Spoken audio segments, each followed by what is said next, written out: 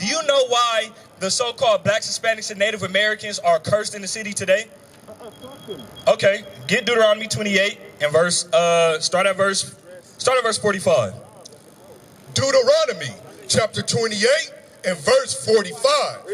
Moreover, all these curses shall come upon thee, and shall pursue thee, and overtake thee, till thou be destroyed. So it says that these curses that we're going to read about, they're going to pursue us and overcome us and overtake us till we be destroyed, right? Meaning destroyed for our lack of knowledge. We won't know who we are according to the Bible. We won't know that God called us Israel, but we call ourselves black. We call ourselves Hispanic, Native American. You get what I'm saying?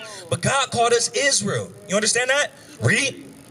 Because thou hearkenest not unto the voice of the Lord thy God, to keep his commandments and his statutes, which he commanded thee.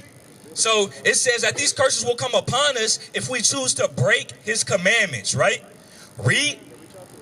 And they shall be upon thee for a sign. So it says that these curses are going to be upon the Israelites for a sign. Why do you think it says that these curses shall be upon us for a sign? My understanding, there's a lot of plagues that happen now. If you're looking at the weather, different things that happen, different people, nationalities, it's happening to everybody, regardless of color. But let me ask you a question. What is a sign used for? Because it says that these curses shall be upon us for a sign. So the question should be, what is a sign used for?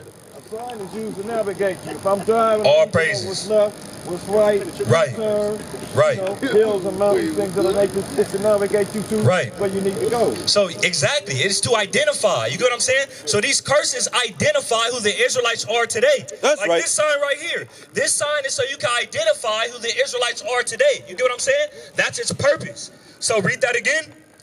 Deuteronomy chapter 28 and verse 46. And they shall be upon thee for a sign and for a wonder. Because we're going to wonder, who are the Israelites today?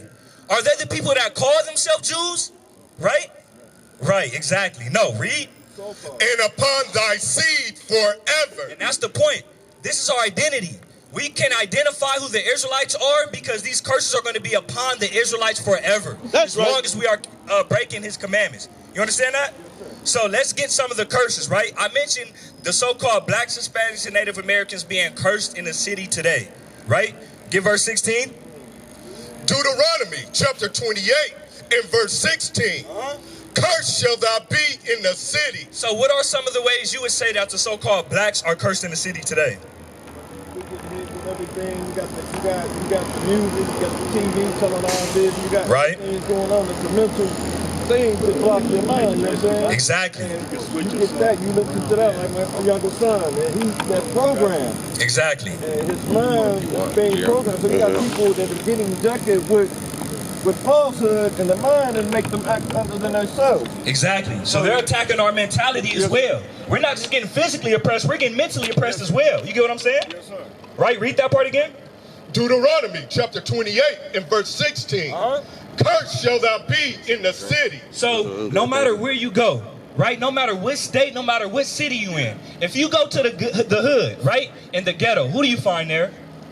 Oh, you got different Arabs, Chinese, you got quote-unquote different nationalities, but you have the blacks. You got the blacks there. The blacks are the ones living in these ghettos and hoods. Yes, sir. The so-called Hispanics are the ones living in these ghettos and hoods. Sir. You get what I'm saying? But that is a curse. Why is that? Why are we living in these conditions? People didn't obey the commandments. Because we didn't obey the commandments. Yeah. So the question is, how do we get up out of these conditions that we are in today?